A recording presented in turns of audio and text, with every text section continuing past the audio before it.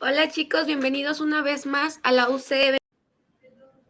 En este momento tenemos la sesión Service Mesh contra Microservice, tolerancia a fallas en sistemas distribuidos por parte de Víctor Orozco. Antes de darle la palabra a nuestro speaker, quiero recordarles usar la funcionalidad del chat para las dudas que les vayan surgiendo en esta presentación. Al final daremos un espacio para dudas y respuestas. Y bueno, otra cosa, sabemos que nos encanta tomarnos selfies, nos gusta tomarnos fotos en los eventos presenciales y por ser un evento online los invitamos a tomar capturas, usar las redes sociales y los hashtags LAUC evento de primavera o primavera LAUC. Recuerden que el evento dura 2 días, el día de hoy. Después de esta sesión de Víctor todavía tenemos 2 horas de sesión más, 4 sesiones que están divididas en 2 tracks y el día de mañana comenzamos a las 8 de la mañana. Aprovechen todas las sesiones, compartan con sus compañeros el link y bueno, bienvenido Víctor, puedes comenzar la sesión. Pues primero que nada, muchas gracias Carla por la introducción. La verdad es que otra vez encantado de estar participando con ustedes. Solo me confirmas que esté bien mi audio y mi pantalla y prosigo.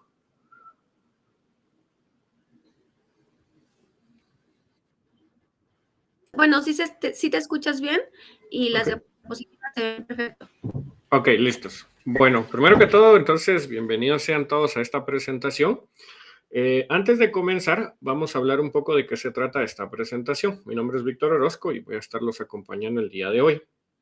Esta presentación está enfocada en aquellas personas que ya están haciendo alguna especie de sistemas distribuidos con microservicios, especialmente para aquellos que estén trabajando sobre algún orquestador, ya sea Mesos o Kubernetes, o que, por ejemplo, estén explorando algún sistema en la nube como Rancher, Amazon, Oracle Cloud, en general cualquier servicio. Mis demostraciones van a trabajar sobre Oracle Cloud, pero una de las cosas que a mí me gusta mucho de Oracle Cloud es que es agnóstica y respeta mucho los estándares de la Cloud Native Container Foundation. Entonces, estos principios eventualmente aplican incluso a instalaciones on-premise y se trata de que entendamos cuál es la diferencia entre hacer tolerancia a fallas vía microservice chassis, que serían los frameworks como Spring Boot, MicroProfile o a Node.js, versus hacerlo con un service mesh como sería Istio, Linkerd, y por qué existen ambos abordajes, entender un poquito de la historia al respecto y cómo podríamos implementarlos, incluso combinarlos para conseguir tolerancia a fallas entre microservicios o sistemas distribuidos. Entonces vamos un poco allá. Ahora bien, ¿cuál es la motivación de esta charla? Uno de los sitios más populares para la creación de microservicios que todo arquitecto o desarrollador conoce durante esta jornada es el sitio microservices.io de Chris Richards. Él eventualmente hizo todo un mapa de los patrones que son importantes en el momento que estamos programando microservicios. Microservicios al final es equivalente con aplicaciones distribuidas y algunos de los que, digamos así, yo hice un enfoque que van a ser importantes para esta charla son la confianza y la observabilidad. Ahora, ¿por qué resalto estos patrones? Resulta ser que ustedes con lenguajes de programación tradicionales, entiéndanse el Java EE clásico, Microsoft Visual Basic incluso, todos estos patrones los podrían implementar. Y de hecho, para tener una buena arquitectura basada en microservicios, nosotros deberíamos utilizar muchos de estos patrones para tener una terminología común entre programadores y que llevemos a buen puerto nuestra implementación. Sin embargo, muchos de estos patrones, aunque existen desde hace bastante tiempo, número uno, son redundantes, lo que significa que podemos abstraer cosas que se repiten de una instalación a otra. Y número dos, al día de hoy, la mayoría de microservice chassis o microservice frameworks, cualquiera de los términos son equivalentes, los implementan de una u otra forma. Y eso tiene algunas razones históricas. Si nosotros nos ponemos a pensar cómo ha evolucionado el término Cloud Native, estos puntos que yo tengo acá en el slide son puntos que yo considero importantes. Primero que todo, recordemos cómo hacíamos software a inicios de los 2000 con Java EE, que se presentó en 99 la versión beta. Spring salió algunos años después para facilitar todo lo que Java EE hacía. En el 2009 salió la alternativa obvia al día de hoy, que sería Node.js, que tenemos siempre esa decisión técnica entre Java y Node.js. pero las buenas prácticas solo salieron después. Entonces, por estas fechas fue que apareció el movimiento ágil, pero formalizamos el concepto de DevOps solo hasta 2009. Entonces, en 2009 llegó la integración continua, el despliegue continuo, el utilizar Jenkins para crear nuestras aplicaciones. Y todo esto ocurrió antes de la revolución de los microservicios, donde el punto donde todo cambió fue en el año 2012, cuando Netflix dijo: yo, Netflix, que tengo mi infraestructura en la nube, hago microservicios de esta forma, y liberó lo que se conoce el día de hoy como Spring Cloud, que fueron los proyectos de Ribbon, Istrix y Eureka, y posteriormente Netflix y Pivotal hacen un acuerdo para que el software que ellos liberaron, Spring, lo ofrece como servicios y se volvieron committers de lo que utiliza Netflix. Por esto es que mucho del software que se hace para Spring Boot y que se hace para Java se hace con el stack de Netflix, porque fue el primero y fue el que lo demostró originalmente cómo se hacía bien. Entonces, hasta el 2012, yo a esta generación le llamo la generación número 1 de los microservicios, porque todo esto se hizo pre-Docker, aunque los contenedores en Linux ya existían desde hace bastante tiempo. No fue sino hasta 2013 que Docker los estandarizó. Y cuando Docker los estandariza, noten que Docker y Spring Boot salen más o menos al mismo tiempo. Nunca se pensó que hoy por hoy íbamos a crear microservicios basados en Docker, en Kubernetes. Entonces tenemos acá la generación número 2. Cuando aparece Docker, Docker estandarizó el formato de contenedores y al día de 2014 aparece entonces Kubernetes, que al día de hoy probablemente sea el orquestador más conocido. Entonces, de 2013 en adelante, yo le llamaría la generación número 2 de los microservicios. ¿Por qué es importante entender esto? Porque la tolerancia a fallas como patrón de implementación de microservicios que vimos arriba se puede implementar de las dos formas: de la forma clásica utilizando únicamente frameworks y chasis, y de la forma nueva, que es implementarlo a través de los contenedores. Entonces, como arquitectos de software, nosotros tenemos que decidir qué me conviene más. ¿Será que no los puedo combinar? Y hablemos un poquito entonces de la tolerancia a fallas vía chasis. Acá, por ejemplo, yo tengo la combinación clásica de cómo crear microservicios con Spring Boot. No es muy diferente en otros lenguajes de programación, pero cubrimos por lo menos 5 aspectos, que serían resiliencia, en otras palabras, tolerancia a fallas, ruteo dinámico, balanceamiento de carga, descubrimiento de servicios y trazabilidad o tracing. Noten que en la generación número 1 de microservicios, todo esto se implementaba a través de herramientas o bibliotecas independientes. Por ejemplo, el tracing, necesitábamos conexiones manuales hacia un tracer como Zipkin. Para que un servicio se encuentre con una copia, utilizábamos un directorio central que es representado por Eureka. El balanceamiento de carga era una biblioteca, no era parte de la red, y lo hacía Ribbon. El ruteo dinámico para encontrar diferentes microservicios se hacía probablemente con Zool. Y la resiliencia es una biblioteca que se conoce como Istrix. Si en algún momento han utilizado Spring Boot, seguramente se han topado con que Istrix nos permite implementar algunos patrones de tolerancia a fallas. Dicho esto, esta es la forma clásica de implementar tolerancia a fallas, a través de una biblioteca como Istrix, Resilience4j o incluso Microprofile Fault Tolerance. Nosotros, sin necesidad de estar corriendo en Kubernetes, Mesos o demás, podemos implementar tolerancia a fallas. Ahora bien, la tolerancia a fallas puede tener muchas variantes, pero yo suelo explicarla con el siguiente gráfico. Cuando nosotros hacemos tolerancia a fallas en sistemas distribuidos, lo que hacemos es poner diferentes técnicas de excepción. Por ejemplo, si yo tengo un servicio A que depende de ejecutar una llamada en un servicio B, yo tengo diversas técnicas sobre las cuales puedo hacer que mi llamada sea tolerante a fallas. La primera y la más simple: si los datos en servicio B no mutan frecuentemente, le coloco un caché. Entonces, con esto me aseguro de que a veces incluso me evito los viajes de red y puedo resolver a lo interno la petición. Esto es ideal como, por ejemplo, catálogos, tipologías, información que sabemos que no es muy volátil. La mayoría del tiempo no es así. Entonces, si no podemos colocar un caché, lo que tenemos que hacer es colocar puntos de control donde es importante que tengamos un monitoreamiento constante de nuestros servicios. El servicio B, entonces, recolecta datos de salud y acá tenemos 3 patrones principales que son Circuit Breaker, Bulkhead y Failure.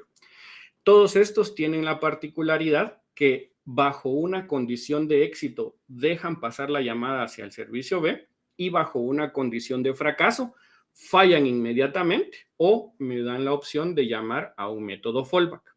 ¿Por qué esto es importante? Por ejemplo, con Circuit Breaker, la forma rápida de explicar este patrón es la siguiente. Tengo un servicio A que llama a un servicio B. Si se sobrecarga el canal o empieza a fallar mucho, esto propagaría la falla hacia un servicio C, D, E y F. Entonces se abre el circuito, se detecta la falla y dice la llamada entre A y B está fallando, ofrezcamos el camino alternativo.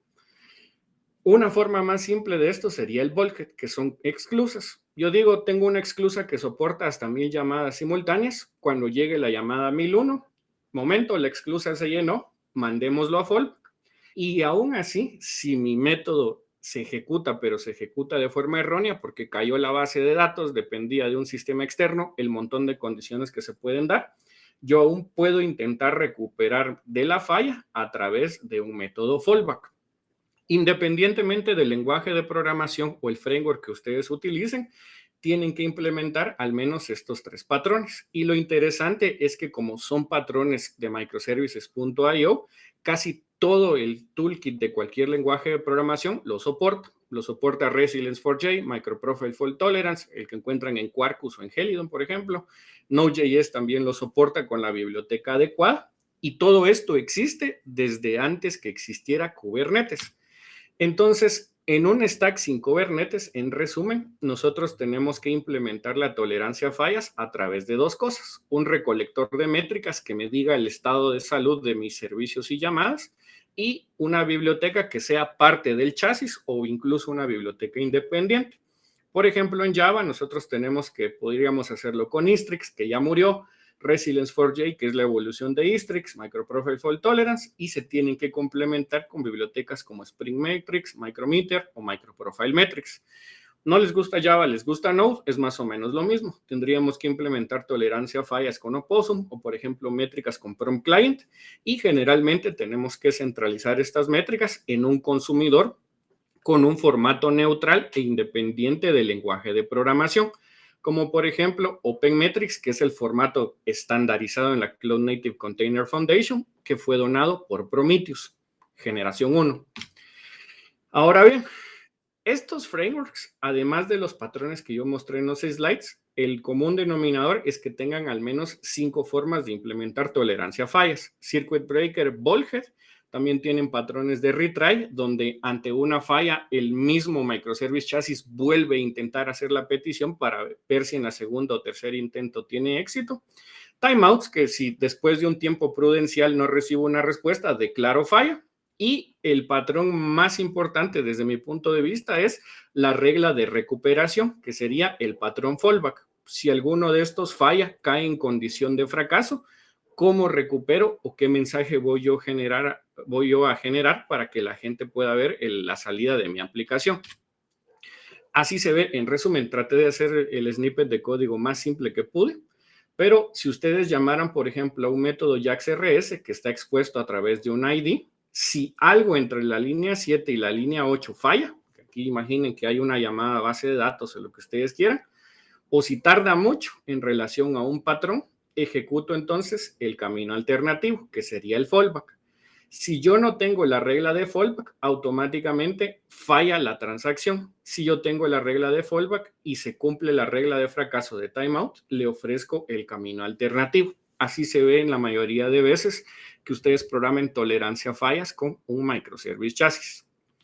Ahora bien, entramos entonces a la segunda opción. Si esto ya funciona, ¿por qué tocarlo? Uno de los principales problemas de utilizar microservice chasis es que son dependientes del lenguaje de programación que ustedes utilicen. Si su equipo usa Spring, va a saber hacer tolerancia a fallas con Spring. Cuando los pasan a MicroProfile les cuesta un poco, pero pueden. Los pasan a Node, los pasan a Python, los pasan a Go por N razones. Es difícil mantener la cohesión entre los patrones porque dependen del lenguaje de programación, el principal problema. Y el segundo problema suele ser que implementarlo en el chasis implica que ustedes están utilizando poder del CPU, que no necesariamente debería dedicarse a la tolerancia a fallas. Podría ser que la infraestructura ya me provea cierto nivel de tolerancia a fallas, y es aquí donde entra entonces un Service Mesh para proveer, entre otras cosas, tolerancia a fallas a un orquestador. Ahora bien, resumen del chasis: es dependiente de plataforma, generalmente basado en interceptores, lo que implica que consume bastante CPU si se usa mucho, y un tooling overhead que con cada chasis ustedes tienen que aprender una forma diferente de implementar la tolerancia a fallas. ¿Cuál sería la alternativa? Pensemos un poquito y pausemos acá y preguntémonos a nosotros mismos qué es Kubernetes y para qué me sirve.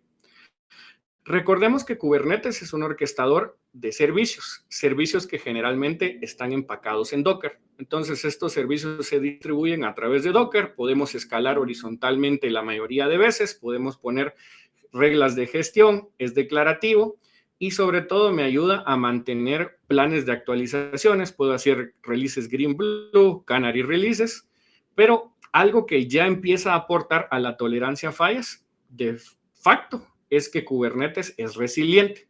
Para los que no están familiarizados con Kubernetes, en Kubernetes generalmente yo tengo un manifest file y le digo: Kubernetes, esto que tenés acá es mi plan de despliegue. Yo quiero que mi infraestructura esté así, tómalo.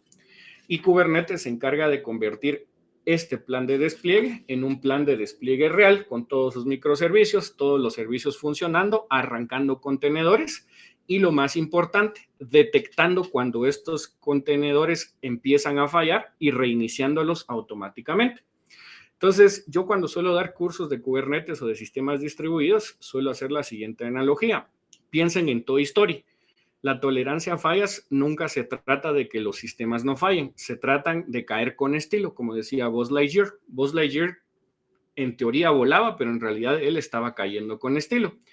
Nuestros sistemas en teoría no fallan, pero en realidad fallan con estilo. Hacemos que nuestra infraestructura detecte cuando el servicio ya no está bien a través de métricas y tenemos planes en decir: este es el mínimo de recursos que debe de tener, este es el máximo de recursos que debe de tener, si algo sale mal, reinicialo. Entonces, Kubernetes tiene un elemento importante, pero como tengo ahí en el subtítulo, por sí mismo no hace que los servicios sean tolerantes a fallas entre llamadas.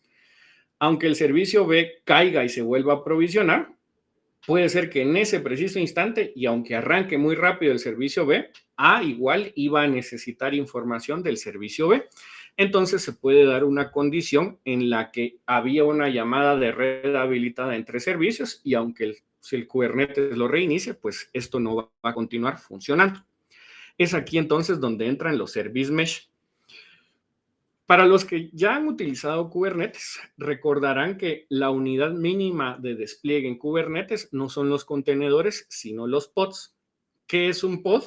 Un pod es un conjunto de contenedores. De hecho, el nombre viene de pod of whales, o en otras palabras, una traducción muy liberal, una manada de ballenas. En un pod nosotros podemos tener n cantidad de contenedores y estos contenedores comparten la misma dirección IP, por lo que deben de estar en diferentes puertos para que se comuniquen entre ellos. Entonces, cuando un contenedor dentro de un pod se comunica con otro contenedor dentro del mismo pod, lo puede hacer a través de red, a través de la misma mapeo de memoria e incluso a través de señales IPC del sistema operativo. ¿Por qué esto es importante? Generalmente el pod es la unidad atómica de Kubernetes y luego de eso nosotros hacemos planes de despliegue.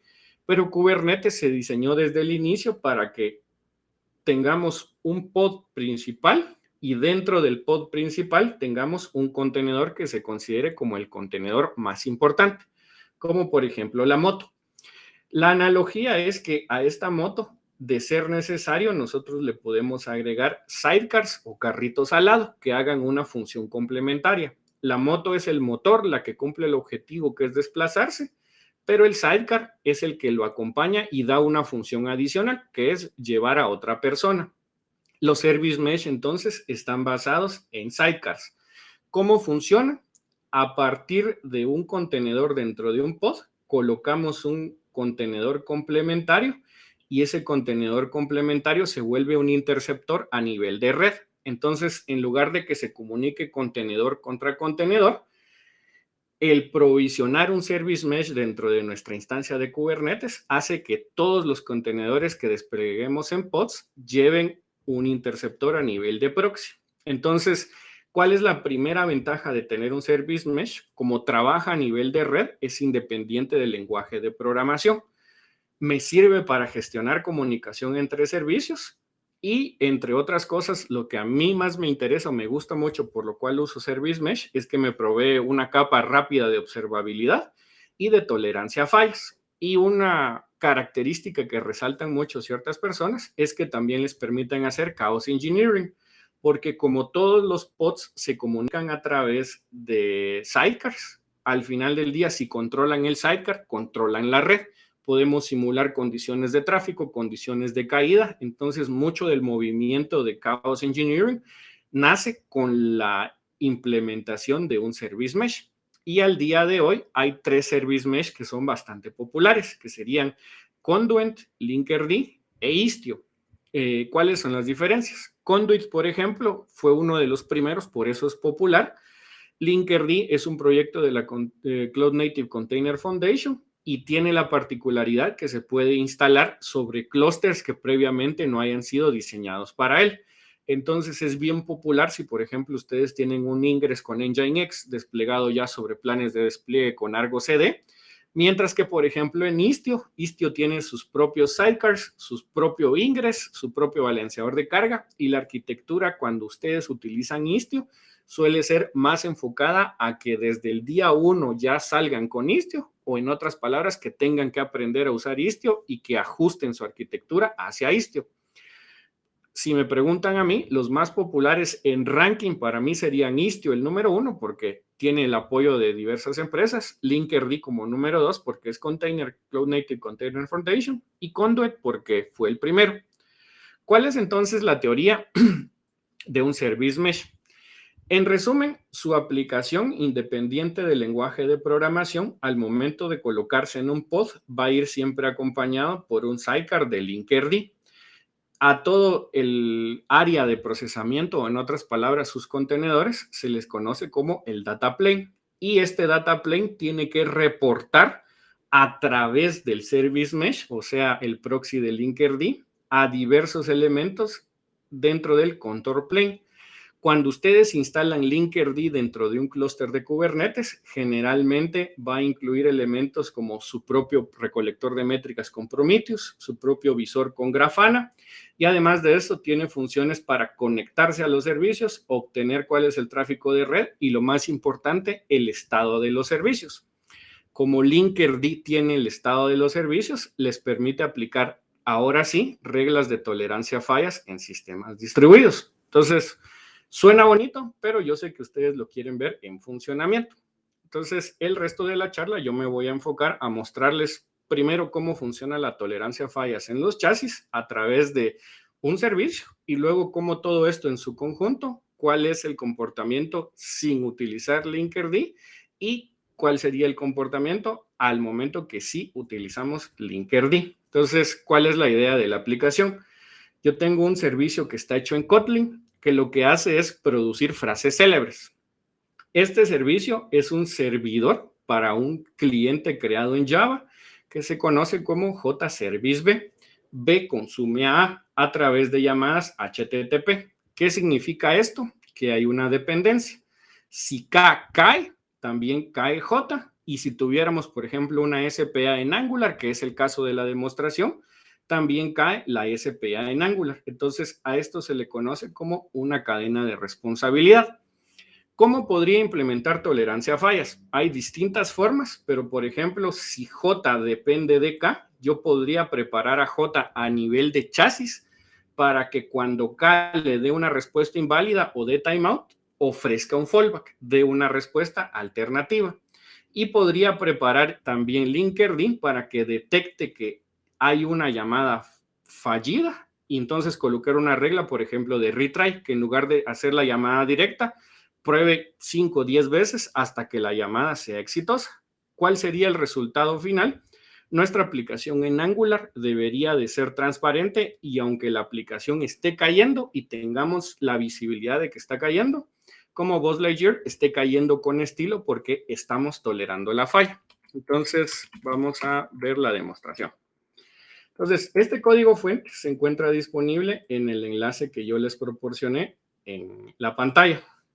Vamos a ir viéndolo paso a paso y sobre todo voy a ir cerrando estas ventanas para que sea más bonita la demostración. Elemento número 1. Yo tengo un servicio que está programado en Kotlin. Para los que están familiarizados con Java, el lenguaje de programación se parece bastante. Como número 1, tengo un servicio con JAX-RS que lo que hace es leer la variable de entorno Java Home. ¿Para qué lo hace? Para que yo les pueda demostrar en dónde se está ejecutando el servicio. Porque el Java Home va a ser diferente en mi computadora, en Oracle Cloud, en un orquestador. Y nos dice, hola LAUC, estoy en tal URL ejecutándome en la siguiente dirección IP. Perfecto. Además de esto, tenemos un generador de frases. El generador de frases trabaja en memoria, no lo pegué a una base de datos porque tiene que ser lo suficientemente simple para la demo, pero va más o menos así. Al iniciar el controlador JAX-RS, yo cargo 3 frases hechas por Víctor Orozco, Ken Thompson y James Gosling. 3 frases célebres. La mía no tanto, pero como yo lo programé, entonces puedo poner mi frase. Y es un JAX-RS simple que falla de forma controlada. ¿A qué me refiero con esto? Si yo llamo a barra phrases, voy a recibir todas y cada una de las frases. Si yo llamo a una frase en particular, antes de retornar la frase, yo lo que hago es ejecutar el método maybeFail, que falla con next boolean, o sea, el 50% de las veces es yes y el 50% de las veces es no, lo que implica que cuando esto caiga, 50% de las veces da bien la respuesta y 50% de las veces no. Entonces se los voy a mostrar en funcionamiento. Es un proyecto de Kotlin. Se va a compilar el código Kotlin. Y vamos a probar el servicio. Entonces, esperemos unos segundos en lo que compila. Y como él no depende de nadie, decimos java-jar target kservice a. Entonces arrancó porque está hecho con Oracle Helidon, arranca muy rápido y en menos de 3 segundos yo tengo listo mi microservicio totalmente programado en Kotlin. ¿Cuál es el comportamiento de este servicio? Si yo hago, por ejemplo, curl http:// localhost 8080 /hello, vemos que me dice, hola LAUC, estoy en el Java Home de mi computadora y se está ejecutando en la siguiente dirección IP, que es la siguiente dirección IP interna hacia mi red. El servicio está en ejecución. Si por el contrario yo llamo a phrases, noten que aquí yo ya recibo en JSON las 3 frases. La frase de Víctor Orozco, la frase de Ken Thompson y la frase de James Gosling.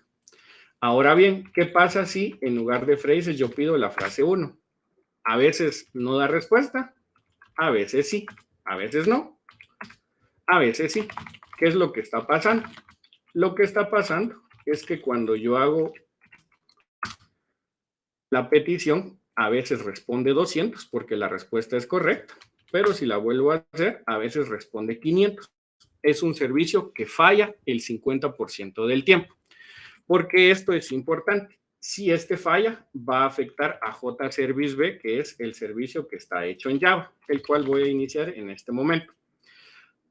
¿Cuál es la lógica entonces detrás del servicio en Java? El servicio en Java consume el servicio en Kotlin a través de un cliente REST. Para crear este cliente REST, yo utilicé MicroProfile, lo que implica que cuando yo hago la llamada desde mi controlador hacia el repositorio de frases, o sea, al lugar donde están almacenados, yo lo inyecté como una dependencia utilizando CDI y la dependencia en realidad no tiene código. ¿Dónde está el código? La comunicación desde Java hacia Kotlin es proveída por el chasis. Entonces, para el cliente yo estoy utilizando Quarkus. ¿Por qué o cómo configuro la comunicación? Yo, por ejemplo, tengo acá que la clase que representa a mi cliente es AMD Phrase Repository. Entonces, recuerden este nombre, AMD Phrase Repository. En entorno de desarrollo, que es el que voy a utilizar ahora, AMD Phrase Repository se comunica hacia un servicio desplegado en localhost 8080. Pero cuando esto se compila y empaca en Docker o en un jar file incluso, en lugar de comunicarse a localhost 8080, se va a comunicar a un host denominado kservice A, que no existe, pero en su momento va a existir. Entonces, al igual que lo hice con Helidon, acá puedo decir mbn quarkus dev y arrancar mi servicio. Tengo que entrar al directorio, si no, esto no funciona. Entonces, acá arranca. Vamos a probar compilar, que está fallando por alguna razón.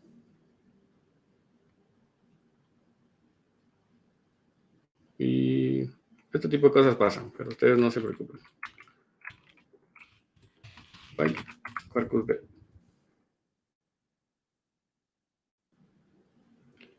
Que me falta una R.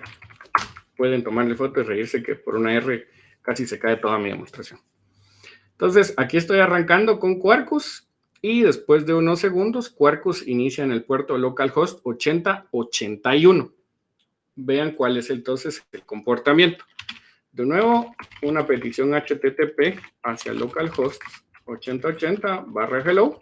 Acá está el servicio en Kotlin. Y si llamo 8081, acá está el servicio en Quarkus que no tiene hello. Pero en Quarkus, entonces yo puedo llamar a PhraseDemo. Y PhraseDemo es la implementación de tolerancia a fallas. ¿Qué debe de pasar cuando llamo a PhraseDemo? Primero que todo, yo voy a llamar a doPhraseDemo, que aleatoriamente va a buscar entre alguna de las tres frases que sabemos que está en el otro servicio e intenta hacer la llamada HTTP. Si la llamada es exitosa, me va a decir, yo recibí la frase como tal y su autor. Pero si algo sale mal en esto, la tolerancia a fallas a través del chasis yo la implemento de forma declarativa utilizando fallback. Entonces, en lugar de mostrarle un error 500, yo le digo, el sistema está en mantenimiento, por favor, intente más tarde. No es lo ideal porque el objetivo de mi sistema es que me muestre la frase consumida desde Java hacia Kotlin. Pero al menos yo tengo un mensaje que es significativo para saber qué es lo que está pasando con mi aplicación. Entonces, están corriendo de nuevo Kotlin Java. Vamos a llamar ahora sí a Java. Entonces, noten que ahorita hice una llamada hacia Java. Java llama a Kotlin, recibe la respuesta, la procesa y en lugar de mostrarme un JSON, me muestra la información bastante bien. Pero si yo, por ejemplo, vuelvo a llamar, dependiendo cuál sea la llamada, a veces el sistema obtiene una frase aleatoria, pero en algún momento empieza a fallar. Y si yo empiezo a ejecutar múltiples veces la llamada, de nuevo va a fallar el 50% del tiempo.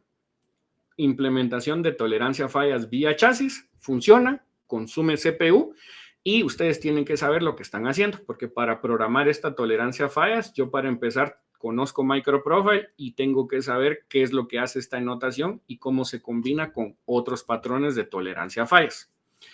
Listo. Entonces, cuando yo utilice un frontend, el frontend a veces va a caer, a veces se va a mostrar correctamente.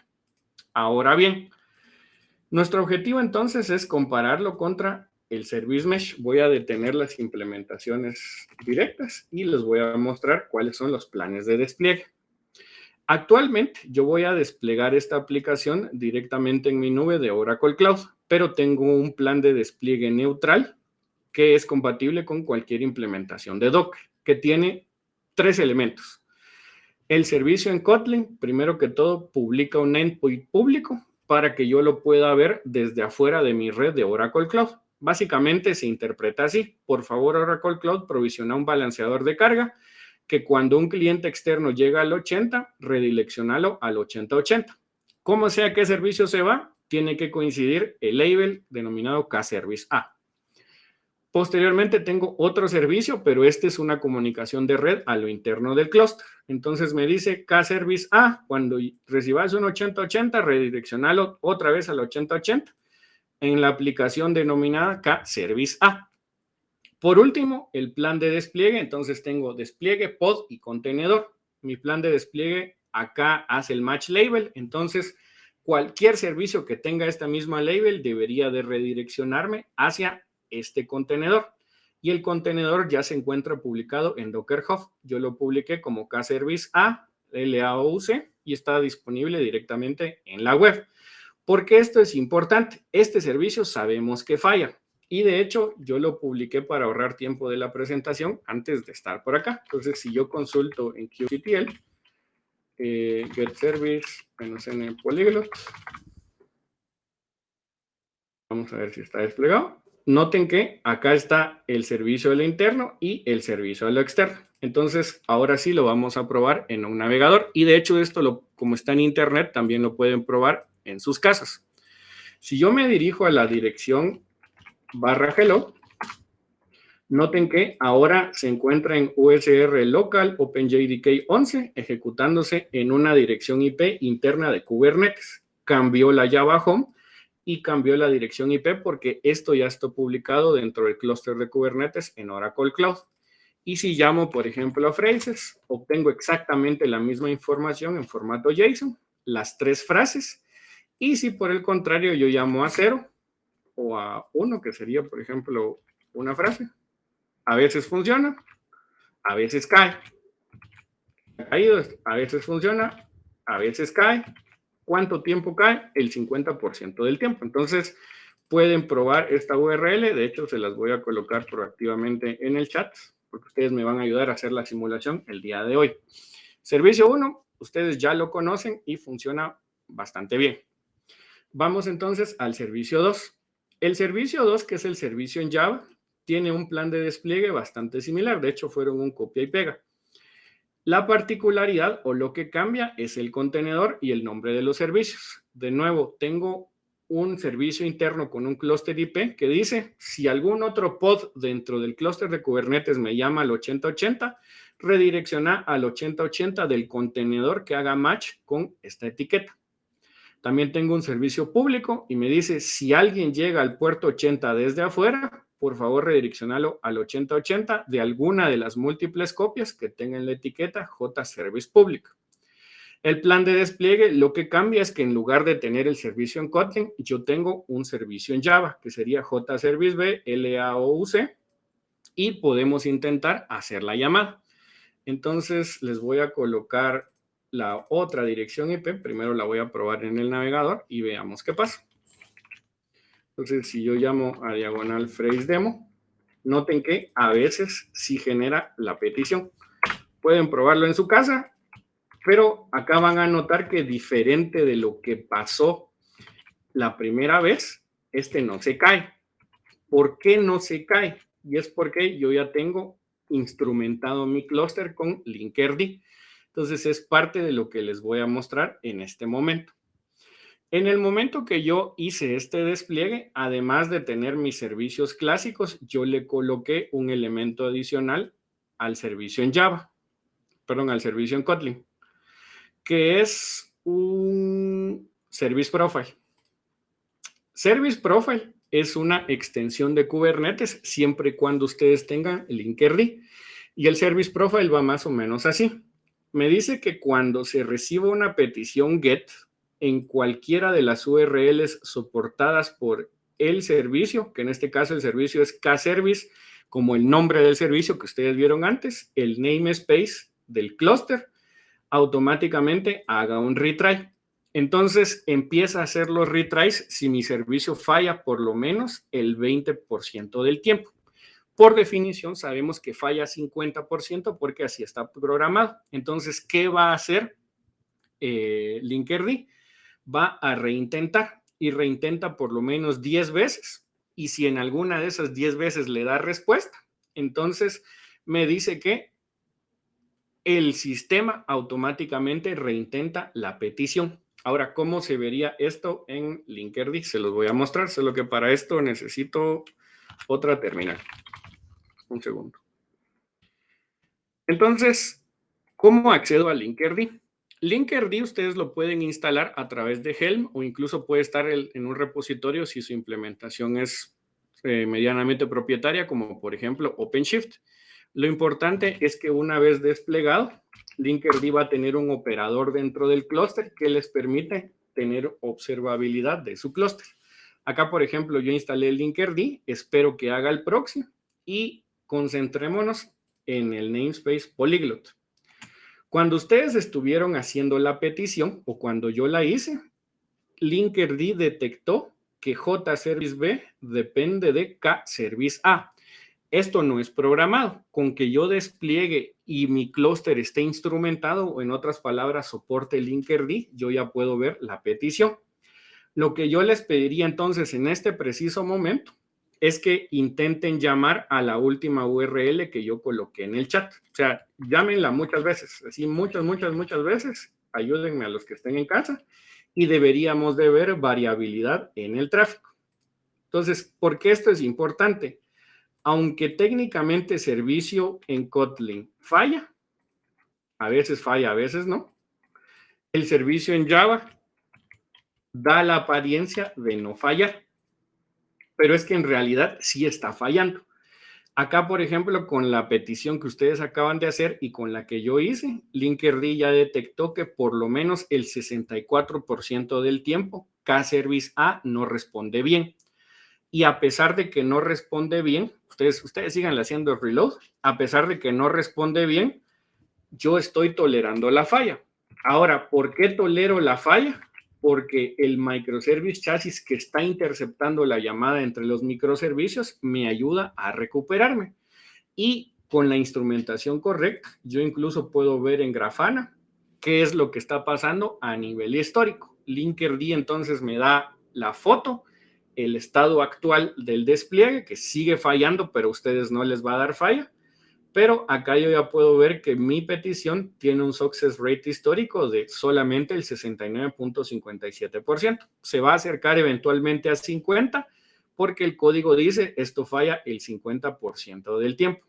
Ahora bien, ¿por qué entonces nosotros hicimos este esfuerzo? Con Linkerd ganamos observabilidad, ganamos tolerancia a fallas, pero así como lo tengo, yo también podría quitar para ver qué pasa cuando no tenemos soporte de Linkerd. Solo hagamos la prueba. Entonces yo puedo ir acá a Service A y digo qctl delete -f service profile.yaml y esto lo que debería hacer es borrar el service profile y ya sea que tenga que forzar el redespliegue de las aplicaciones para que empiecen a fallar o inmediatamente ya deberían comenzar a fallar. Entonces, veamos si ya falla. Ok, noten que ahora sí falla.